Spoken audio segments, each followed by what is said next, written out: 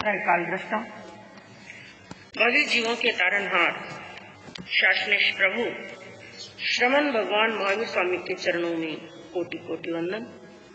दीन दुखियों के मसीह, करुणा के सागर, परम पूज्य गुरुदेव श्रमण सूर्य मर्दर के श्री श्रीमल जी महाराज साहब के चरणों में कोटि कोटि वंदन। पाठ पर विराजमान परम श्रद्धेया परम विदुषी मधुर व्याख्यानी सरल मना पूज्य गुरु जी महाराज साहब के चरणों में कोटि कोटि वंदन। धर्म प्रेमी बंधुओं, शीलवती माताएं बहनों,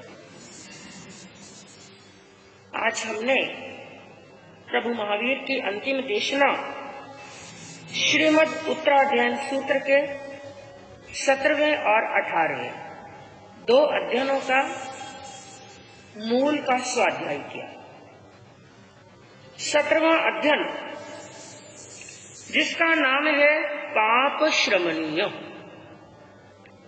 कल दो अध्ययनों का वाचन हुआ था, अर्थ श्रवण विवेचन श्रवण किया था। ये अध्ययन उसके बिल्कुल विपरीत।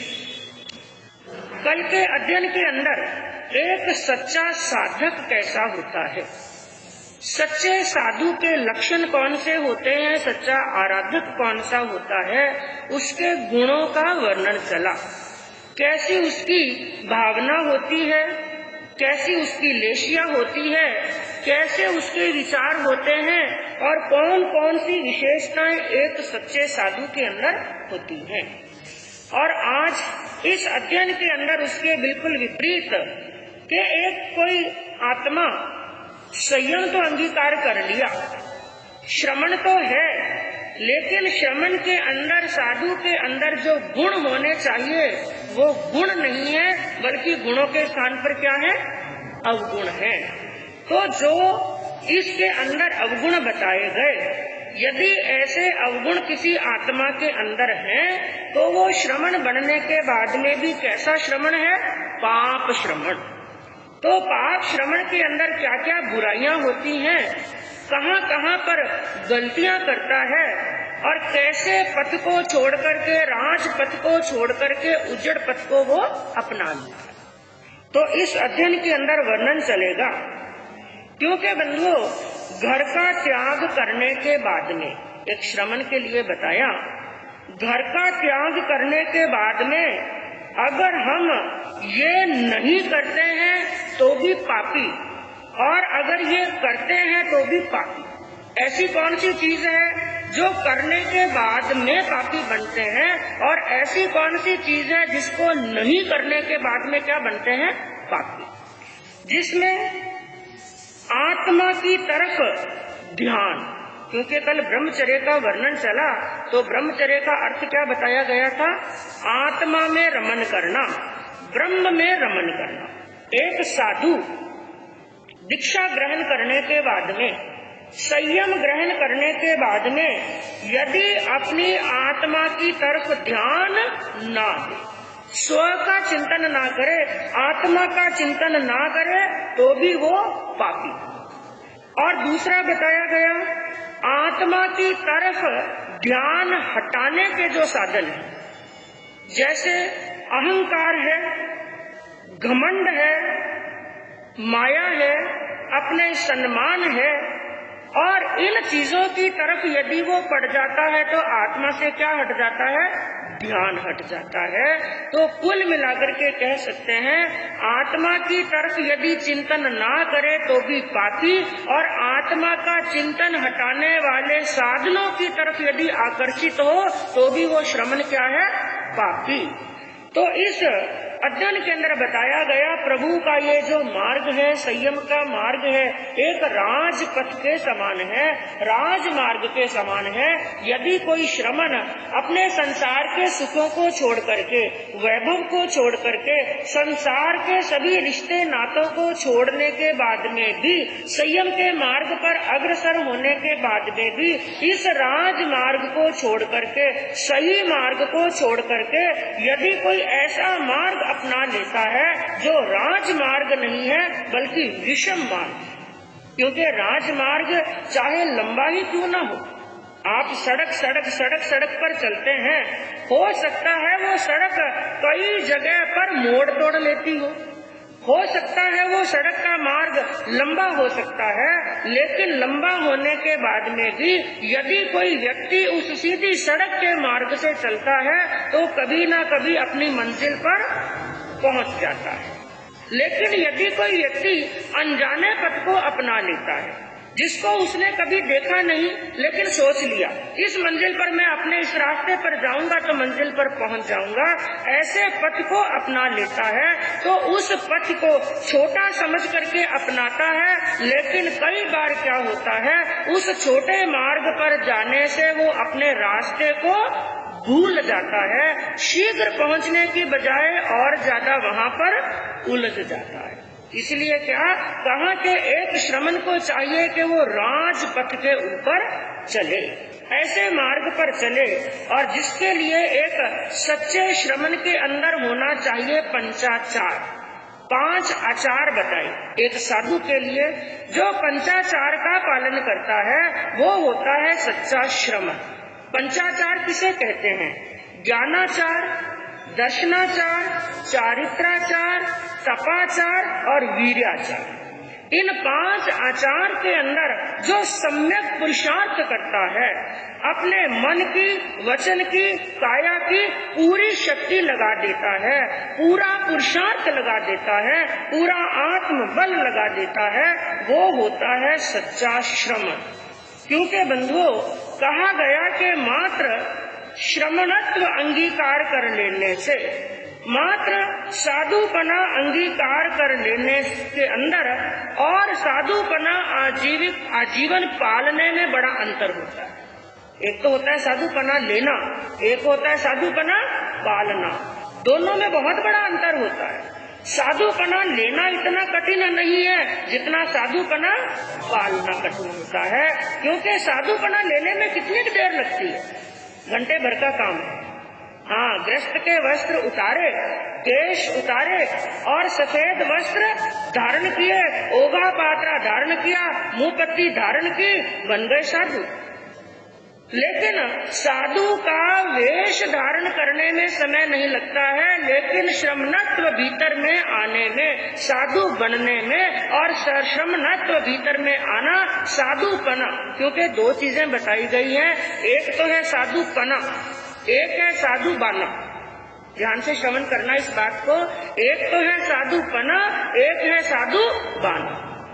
साधुपना आसान है या साधु बाना आसान है? साधु बाना। साधु बाना ये सफेद वस्त्र पहनने में कोई देर नहीं लगता। और हम यदि ये बात कहें कि गृहस्थी के वस्त्रों से भी ज्यादा आसान होते हैं साधु के वस्त्रों को धारण करना। हाँ, क्योंकि आपको वस्त्र धारण करने में क्या लगता है? टाइम लगता है। कहीं पर चेन है, कहीं पर बटन है, और टाइम लगता है उनको धारण करने में। और बहनों को भी क्या लगता है? बहनों को तो और ज्यादा टाइम लगता है। हाँ, लेकिन साधु के वस्त्रों के अंदर ना कोई बटन है ना कोई चेन है, बड़े जल्दी बड़ी आसानी से धारण किए जा सकते हैं, कोई टाइम लगने वाला। तो साधु बाना धारण करने में टाइम नहीं लगता है, लेकिन जिंदगी निकल जाती है। एक जिंदगी नहीं, कई जिंदगियां निकल जाती हैं, कई जन्म निकल जाते हैं साधु पना लेने।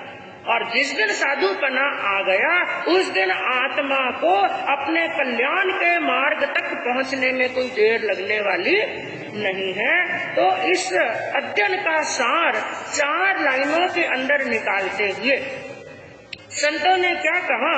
ले प्रवज्या सिंह वृत्ति से, ले प्रवज्या सिंह वृत्ति से पर न वैसी पालना।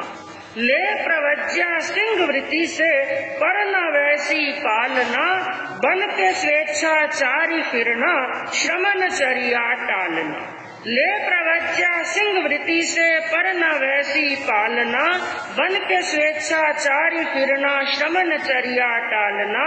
गुरुजनों से व्यर्थ वह, गुरुजनों से व्यर्थ वह करता रहे प्रतिवाद है, पापी श्रमण को अंत में केवल मिले अवसाद है, केवल मिले अवसाद है। सबसे पहली बात क्या कही? ले प्रवज्या सिंह वृत्ति से। प्रवज्या यानी संयम, प्रवज्या यानी दीक्षा। यानी जिस समय दीक्षा ली उस समय तो कैसी वृत्ति से ली थी? सिंह वृत्ति से, बड़ी शूरवीरता के साथ में कि मैं ऐसी शूरवीरता के साथ में संयम अंगीकार करूंगा, आत्मा का कल्याण करूंगा और घोर परिश्रम को सहन करूंगा बड़े वैराग्य के साथ में। और ज्यादातर बंधुओं यही होता है, जब एक वैरागी दीक्षा अंगीकार करता है तो दीक्षा अंगीकार करते समय शास्त्रों के अंदर जब गुण स्थान का वर्णन आता है ना, गुण स्थानों के अंदर बताया गया कि जिस समय एक वैरागी की, एक मुमुक्षु की दीक्षा होती है, दीक्षा लेते समय उसका गुण स्थान कौन सा होता है? 7वां, छठा नहीं, 7वां। क्यों? उस समय बड़ा जोरदार वैराग होता है, सिंह के समान। लेकिन जैसे ही दीक्षा हुई, क्योंकि 7वें गुण स्थान के अंदर लंबे समय तक टिक नहीं सकते, उस समय 7वां गुण स्थान, लेकिन वापिस किस में आ गए? छठे में। छठा 7वां, छठा 7वां, इसके अंदर घूमते घूमते पूरा जिंदगी निकल जाती है। तो क्या कहा? ले प्रवज्या सिंह वृत्ति से परना वैसी पालना। ज्यादातर दीक्षा तो सिंह वृत्ति से ली जाती है, लेकिन सबका पालन एक जैसा नहीं होता है। बंधु, साधु जीवन कैसे लेते हैं और कैसे पालते हैं, इसका वर्णन ठाणांग सूत्र के अंदर चलता है। क्योंकि सभी की भावना, सभी का वैराग्य एक जैसा नहीं होता। साधु के लिए बताया 4 प्रकार से दीक्षा लेते हैं और 4 प्रकार से दीक्षा पालते हैं। जिसमें सबसे पहला बताया गया सिंह की तरह। एक आत्मा वो होती है जो सिंह की तरह दीक्षा लेती है और सिंह की तरह ही पालती है। यानी लेते समय भी वैराग जोरदार, लेकिन जब जीवन के अंदर परिचय आए, घोर उपसर्ग आए, संकट आए, कष्ट आए, उन कष्टों से भी घबराते नहीं है। सिंह की तरह दीक्षा ली और अंतिम समय तक सिंह की तरह दीक्षा पाली। जैसे अंतकृत दशांग सूत्र के अंदर वर्णन आता है सुकुमार जी का। जिस दिन दीक्षा ली उसी दिन कहाँ पर पहुंच गए? मोक्ष के अंदर। संकट आए, सिर के ऊपर अंगारे जल रहे हैं, लेकिन घबराए नहीं। तो सिंह की तरह दीक्षा ले और सिंह की तरह दीक्षा पाले। और दूसरा बताया सिंह की तरह दीक्षा ले लेकिन सियाल की तरह पाले। वैराग तो जोरदार, सिंह की तरह दीक्षा ली, लेकिन जब जीवन के अंदर कष्ट आए, प्यास सहन करनी पड़ी, भूख सहन करनी पड़ी, गर्मी सर्दी सहन करनी पड़ी, उन परीक्षाओं से घबरा जाते हैं। तो सिंह की तरह दीक्षा ली, सियाल की तरह पाली, जिसका वर्णन भी एक बार आपके सामने बताया गया था, अंगार मर्दकाचार्य। अंगार मर्दकाचार्य का वर्णन एक बार आपको बताया गया था। तो ऐसी आत्माएं होती हैं। और तीसरा बताया गया सियाल की तरह दीक्षा ले लेकिन सिंह की तरह पाले। यानी जिस समय दीक्षा ली, दीक्षा के भाव नहीं थे, कोई मजबूरी समझ लो, और किसी मजबूरी की वजह से, किसी दुख की वजह से, किसी टेंशन की वजह से ना चाहते हुए क्या ले ली? दीक्षा। लेकिन उस समय तो चाहे मजबूरी से ली, लेकिन जब साधुपना लेने के बाद में कष्ट आते हैं, परिचय आते हैं, लेकिन वो अपने ज्ञान से जान लेते हैं, आगमों के अध्ययन से जान लेते हैं, इस जन्म में यदि कष्टों को सहन करूंगा तो मेरे कर्मों की क्या हो जाएगी? निर्जरा हो जाएगी। ऐसे ज्ञान का प्रकाश हो जाता है। तो दीक्षा तो लेते हैं सियाल की तरह, लेकिन पालते कैसे हैं? सिंह की तरह। उसका वर्णन भी आपके सामने बताया गया था मैतारज मुनि का, याद है? जिनके सिर के ऊपर सुनार ने क्या बांध दिया था? गीला चमड़ा। मैतारज मुनि ने दीक्षा ली, चाहते हुए नहीं ली थी, उन्होंने तो मजबूरी में दीक्षा ली, मजबूरी में दीक्षा ली, लेकिन जब संकट आया, परीक्षा आया, उस समय क्या रखा था? संभाव रखा था। और सबसे निकृष्ट, सबसे जघन्य बताया गया है, सियाल की तरह दीक्षा लेते हैं और सियाल की तरह ही पालते हैं। इसका वर्णन भी बंधुओं आगे आपके उत्तराध्ययन सूत्र के अंदर 27वें अध्ययन के अंदर आएगा। गर्गाचार्य जी के 500 शिष्य, आचार्य गर्गाचार्य जी हुए, उनके 500 शिष्य हुए, 500 के 500 किसी काम के नहीं, उन्होंने सियाल की तरह दीक्षा ली और सियाल की तरह ही पाली। तो कहने का तात्पर्य वो होता है, सच्चा साधु वो होता है लेते समय चाहे जैसी भी भावना थी, लेकिन जब परिचय आते हैं, संकट आते हैं, उस समय वो संभाव के साथ में सहन करता है।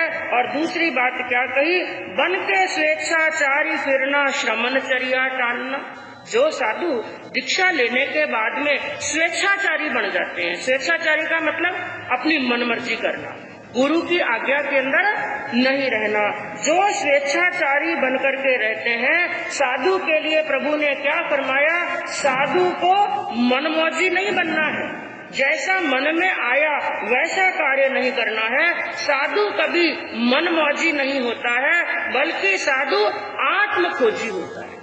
जो मनमौजी होता है वो स्वेच्छाचारी होता है, जो स्वेच्छाचारी होता है वो कभी सच्चा साधु होने वाला नहीं। साधु वो होता है जो भीतर में जाकर के अपनी आत्मा की खोज करता है, और जो मनमौजी बनेगा समझ लो वो अपने पथ से भटक जाएगा। और साधु के लिए कहा, साधु को कभी मनमुखी नहीं होना चाहिए, बल्कि साधु को गुरुमुखी होना चाहिए और आत्ममुखी होना चाहिए। जब आपके सामने विनय सुक्तम, विनय श्रुत नाम का पहले अध्ययन का वर्णन चला था, उसके अंदर प्रभु ने एक स्थान पर बताया, जो साधु होता है, जो शिष्य होता है, जो श्रमण होता है, वो सदैव गुरुमुखी होता है। और गुरुमुखी का अर्थ भी बताया गया था। इसका मतलब ये नहीं है कि गुरु के सामने बैठा रहे, गुरु के सामने बैठने का मतलब नहीं, लेकिन सामने ना होते हुए भी 24 घंटे यही चिंतन करे कि मेरे गुरु क्या है सामने, या मेरी आत्मा क्या है मेरे सामने। कोई मुझे देख रहा है या नहीं देख रहा है, मेरे गुरु तो मुझे देख रहे हैं और मेरी आत्मा मुझे देख रही है। जब एक साधक गुरुमुखी होगा और आत्मामुखी होगा तो उससे कभी पाप होने वाला नहीं। तो इसलिए कहा कि बन के स्वेच्छाचारी फिरना, श्रमणचर्या टालना, गुरुजनों से व्यर्थ वह करता रहे प्रतिवाद है।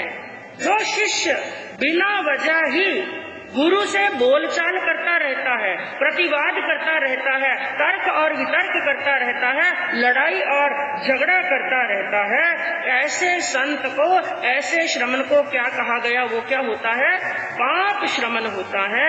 और पाप श्रमण की कभी भी सद्गति होने वाली नहीं है। और आगे एक पाप श्रमण के अवगुण बताते हुए उनके अंदर क्या क्या बुराइयां होती हैं उनका वर्णन करते हुए 4 लाइनों के अंदर कहा, वीर प्रभु के अंतिम वाणी, वीर प्रभु के अंतिम वाणी, सुनना और सुनाना, जीवन धन्य मना लो, जीवन धन्य मना लो।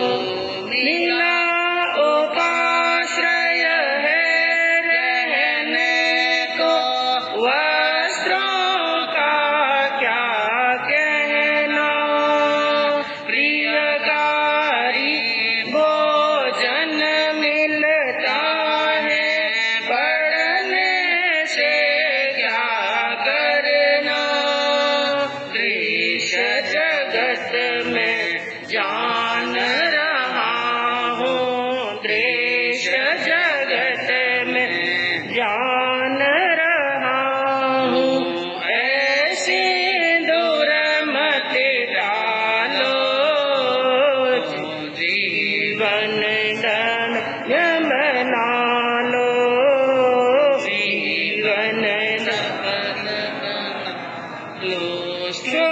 विनय जिन से सीखा है, उनकी निंदा करता, करे न सेवा भक्ति उनकी, पूज्य भावना रखता, खुद को श्रेष्ठ समझना छोड़ो, खुद को श्रेष्ठ समझना छोड़ो, अपना अहम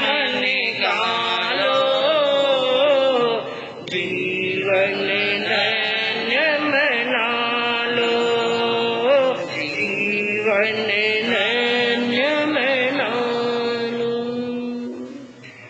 तो क्या कहा, ऐसे पाठ श्रवण की भावना कैसी होती है, उसका चिंतन, उसका मनन, उसकी सोच कैसी होती है, वो क्या सोचता है।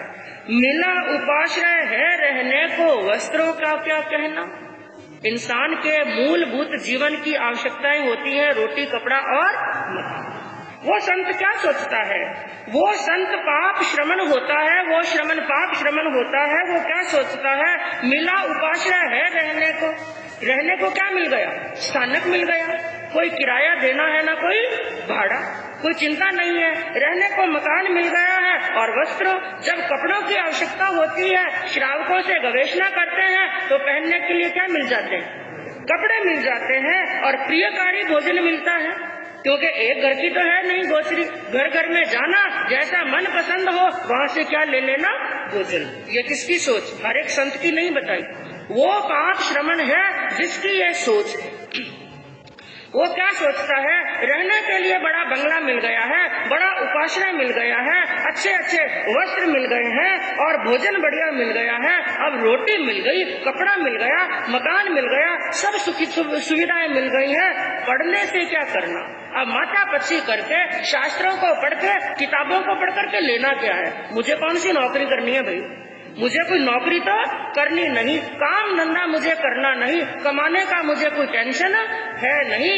इसलिए जो ये सोच करके साधुपना लेते हैं कि साधुपना लेंगे, खाएंगे, पिएंगे, मौज करेंगे, और क्या चिंता है, ना कोई चिंता है ना कोई फिक्र है। लेकिन और क्या कहा, दृश्य जगत में देख रहा हूँ और पूरी दुनिया को देख रहा हूँ, पूरी दुनिया इसीलिए तो दौड़ रही है, रोटी के लिए, कपड़े के लिए और मकान के लिए, वो सब कुछ मुझे मिल गया है। इसलिए शास्त्रों को, किताबों को पढ़ करके मुझे कुछ लेना देना नहीं है। लेकिन प्रभु ने क्या कहा, ऐसी दुर्मति टालो, हे श्रमण, हे साधक, तू ऐसी दुर्मति को टाल दे, क्योंकि ये रोटी मिली, कपड़ा मिला, ये सब कुछ मिला। श्रावक भी एक साधु को ये किस लिए बहराता है कि ये त्यागी है, ये तपस्वी है, ये साधक है। वो साधक हमें समझ करके देते हैं। और एक साधु के लिए कहा, गोचरी लाए, मन पसंद लाए,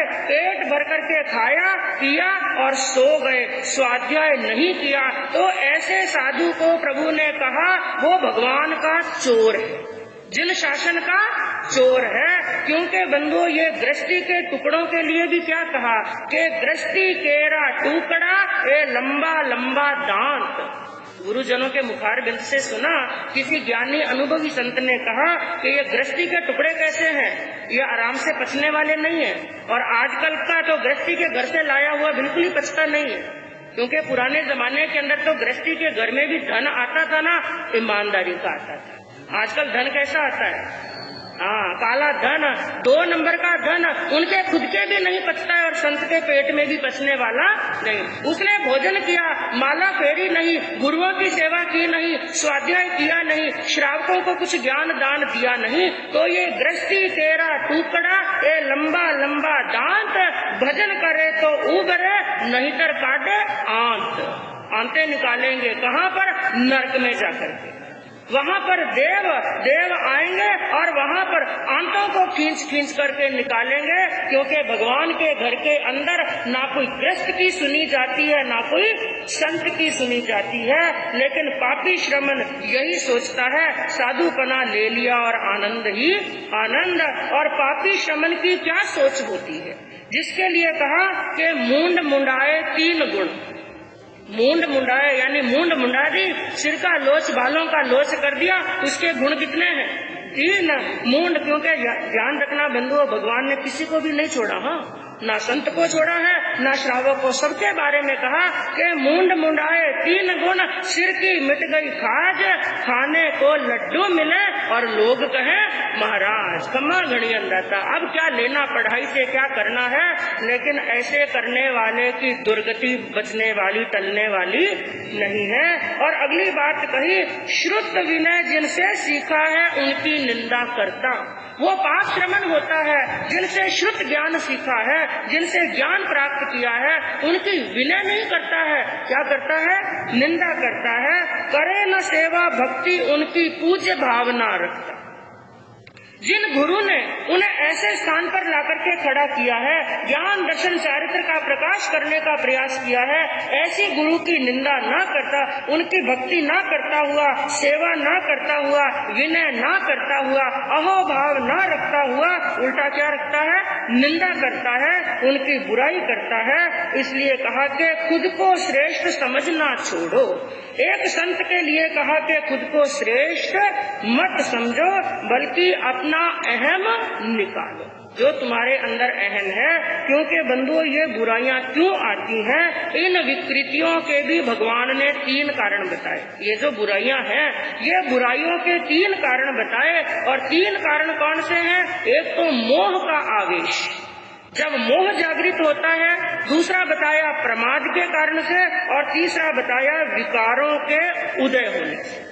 इन 3 कारण से एक श्रमण के अंदर ये बुराइयां आती हैं, जो उसे पाप श्रमण बता देते हैं। इन 3 बुराइयों के कारण से जो सुविधावादी बन जाता है, वो होता है पाप श्रमण।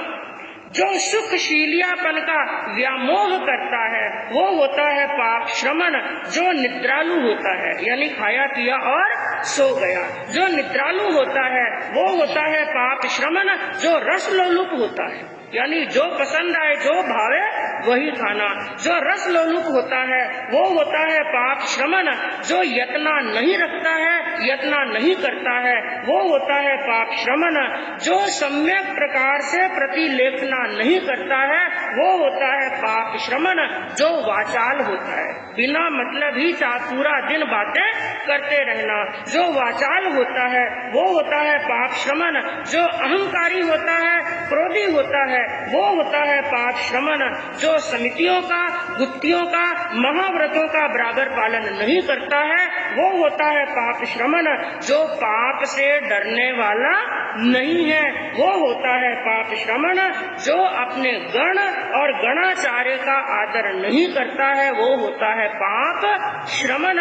जो बार बार गणों को बदलता रहता है, आज इस गुरु के पास में 2-4 साल रहे, गुरुजी अच्छे नहीं है, इसलिए गुरुजी को छोड़ दिया। दूसरे सिंघाड़े में चले गए, वहाँ पर 2-4 साल रहे और वहाँ पर भी उनको छोड़ दिया। जो गणों को बदलता रहता है, वो होता है पाप श्रमण।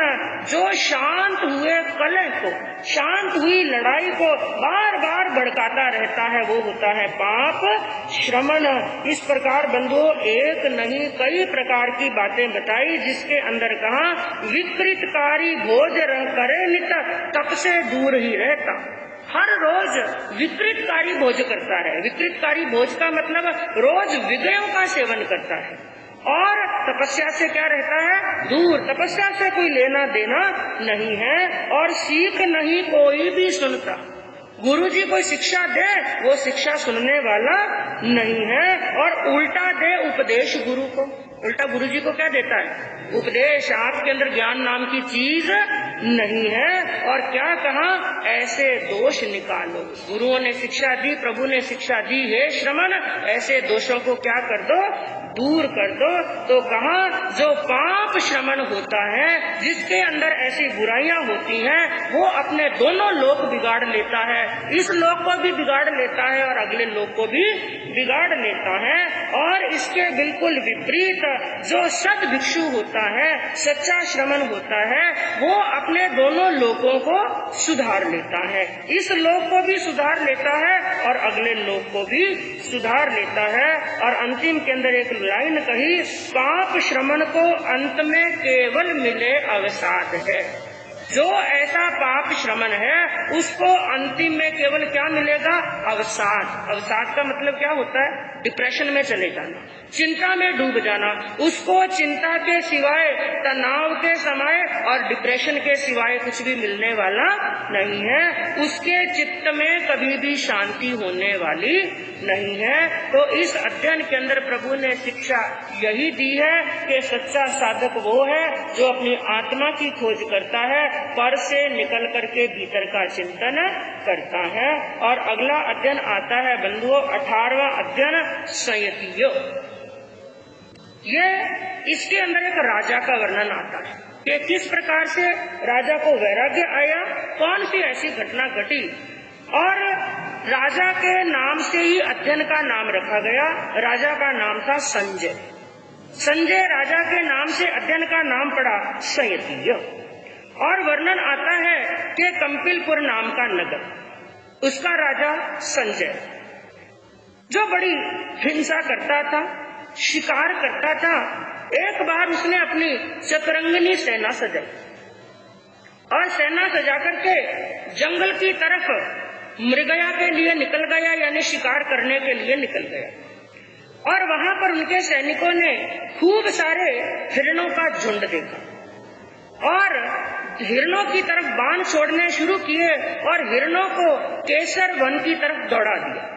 अब हिरण दौड़ रहे हैं क्योंकि वो जानवर हैं, बोल करके कुछ नहीं कह सकते, लेकिन समझते तो सब समझ गए हमारी मौत आई है, इसलिए वो हिरण भाग रहे हैं। उनके पीछे पीछे राजा के सैनिक भाग रहे हैं और सबसे आगे तो राजा संयति खुद उनके पीछे पीछे भाग रहे हैं, धनुष पर बाण चढ़ाकर। अब जैसे हिरण भागने लगे और इधर राजा के धनुष में से बाण छूटने लगे, आंधी की तरह बाण छूटने लगे, बाण निकल रहे हैं और जाकर के हिरणों की छाती में, हिरणों के पेट के अंदर, हिरणों की गर्दन के अंदर वो बाण लगने लगे। और वो बाण इतने तीक्ष्ण थे कि कुछ मृग तो वहीं पर नीचे धराशायी हो गए, वहां पर पड़े हैं, तड़प रहे हैं। कुछ तो तड़प रहे हैं, कुछ लहूलुहान हो गए, कुछ भागने का प्रयास कर रहे हैं और कुछ के तो वहीं पर प्राण निकलने लगे। जैसे हाय त्राही मच गई और भागते भागते भागते भागते बंधुओं वो राजा भी पीछे भाग रहा है। और आगे एक मुनि का आश्रम था, जिन मुनि का नाम था गर्दभाली। अब हिरण अपने आप का बचाव करने के लिए उन मुनि के पास में चले गए, मुनि के चारों तरफ खड़े हो गए। अब देखिए, एक से भाग रहे हैं और एक के पास में सुरक्षा के लिए चले गए। कारण क्या है? एक तो उनको भय देने वाले हैं और एक अभय देने वाले। तो मुनि को चारों तरफ घेर करके खड़े हैं और हिरण जूझ रहे हैं। और मुनि की आंखें खुली, उन्होंने देखा हिरण यहाँ पर खड़े हैं, इधर पीछे से राजा दौड़ता हुआ आया। अब तक तो वो जोर से दौड़ रहा था, वो भी पसीना पसीना हो चुका था, लेकिन आगे उन्होंने क्या देखा कि वो हिरण आकर के मुनि को घेर करके खड़े हो गए। अब राजा भी डर गए, अब तक तो डरा रहा था, अब राजा क्या हो गया? डर गया। क्यों डर गया? मुनि को देख करके उसने क्या सोचा, ये हिरण मुनि के पास में आए, हो ना हो ये हिरण किसके हैं? मुनि के पाले हुए हैं। और ये मुनि तो बड़े त्यागी दिखते हैं, बड़े तपस्वी दिखते हैं, बड़े साधक दिखते हैं। और मैंने सुना है कि यदि मुनि को क्रोध आ जाए और क्रोध भरी एक दृष्टि से भी मुनि किसी के सामने देख ले, मुझे अकेले तो क्या, मेरी पूरी नगरी को भी ये भस्म करके रख सकते हैं। अरे अब मुझे मुनि के इस क्रोध से कौन बचाएगा? खुद भयभीत हो गए।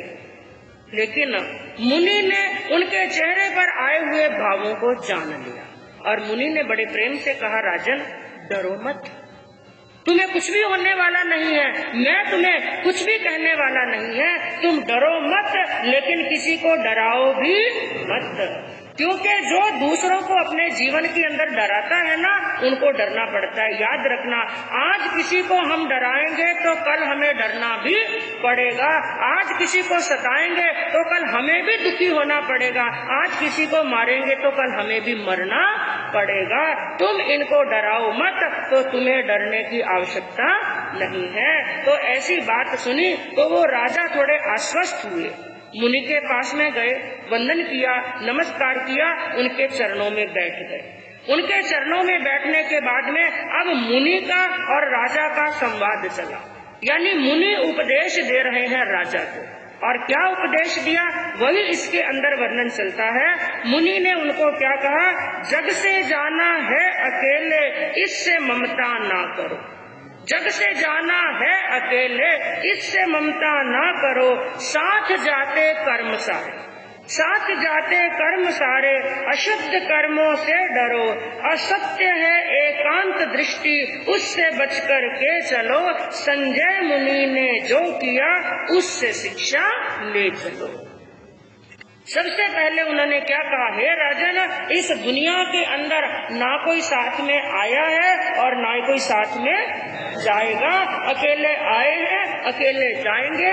इसलिए संसार के अंदर ममता करे जैसी, मोह करे जैसी कोई चीज है ही नहीं है। साथ जाते कर्म सारे। लेकिन एक बात याद रख लेना, साथ में क्या जाएंगे? हाँ, और कुछ जाए के नहीं जाए, जो कर्म हमने किए हैं वो कर्म हमारे साथ में जाएंगे। इसलिए सदैव अशुभ कर्मों से तुम डरते रहना। और ऐसा उपदेश संजय मुनि को, उन्होंने संजय राजा को दिया। संजय राजा को उपदेश लग गया। अब तक तो हिंसा करते थे, दूसरों को डराते थे, लेकिन अभय देने वाले बन गए और उन्होंने दीक्षा अंगीकार कर ली। अब दीक्षा लेने के बाद में कई प्रकार का उन्होंने शास्त्रों का अध्ययन किया। लेकिन एक बार का प्रसंग हुआ, संयति राजा से जो संयति मुनि बन चुके थे, संयति मुनि का एक बार एक और क्षत्रिय मुनि से मिलन हो गया। एक क्षत्रिय मुनि थे, उनका मिलन हुआ संयति मुनि से। तो अब संयति मुनि को कितनी जैन धर्म की जानकारी है, इसकी परीक्षा लेने के लिए क्षत्रिय मुनि ने कई प्रकार के प्रश्न संयति राजा से पूछे। और संयति राजा ने जिनेश्वर भगवान के, प्रभु महावीर के जो 3 मौलिक सिद्धांत हैं, मैं आपसे पूछूं, हम जिन धर्म की बात करते हैं, जिन शासन की बात करते हैं, प्रभु महावीर के उपासक होने की बात कहते हैं, सबसे पहले आप ये बताएं, प्रभु महावीर के जो मौलिक सिद्धांत हैं वो कितने हैं? 3। कौन कौन से? अहिंसा, अपरिग्रह और अनेकांतवाद। अनेकांतवाद को स्यादवाद भी कहते हैं। और कहते हैं यदि ये 3 सिद्धांत हमारे जीवन के अंदर आ जाए, प्रत्येक मनुष्य के जीवन के अंदर आ जाए, तो संसार के अंदर कोई भी दुख और कष्ट रहने वाला नहीं है। तो वहाँ पर सबसे ज्यादा चर्चा चली अनेकांतवाद के ऊपर। संक्षिप्त के अंदर बताऊं कि अनेकांतवाद कहते किसे?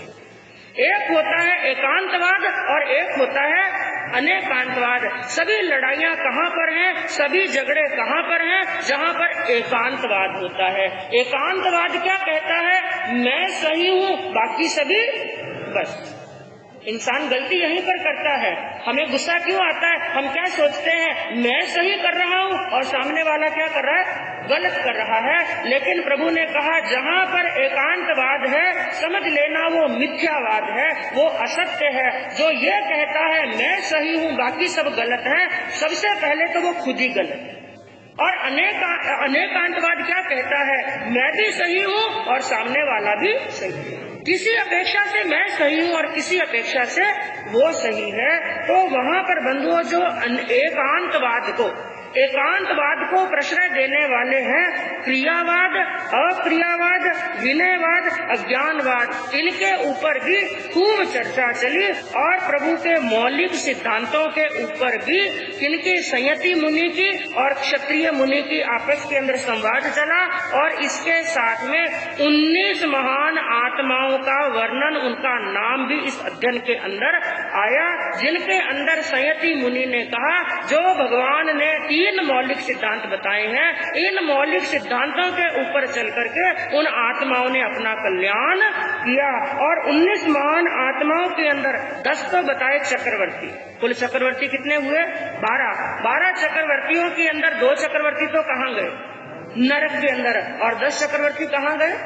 मोक्ष के अंदर। तो 10 तो चक्रवर्तियों का वर्णन आता है, दशार्न भद्र राजा का वर्णन आता है, और 4 आपको बताए गए थे प्रत्येक बुद्ध। उन प्रत्येक बुद्धों का नाम यहाँ पर बताया गया। नमी राजा, करकंडू राजा, द्विमुख राजा, नगई राजा। उसके बाद में उदयन राजा का वर्णन आता है, नंदन राजा का वर्णन आता है, विजय राजा और महाबल।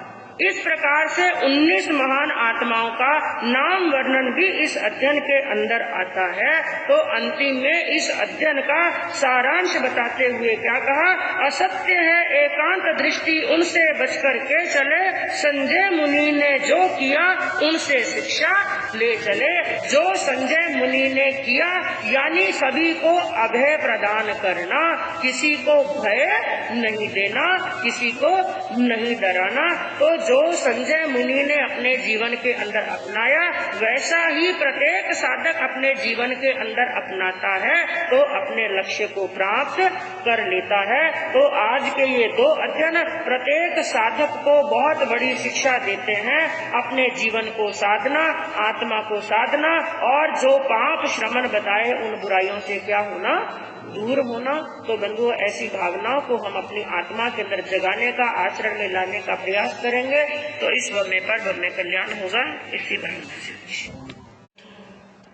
काल दृष्टा भवी जीवों के तारनहार शासनेश प्रभु श्रमण भगवान महावीर स्वामी के चरणों में कोटि कोटि वंदन। दीन दुखियों के मसीह, करुणा के सागर परम पूज्य गुरुदेव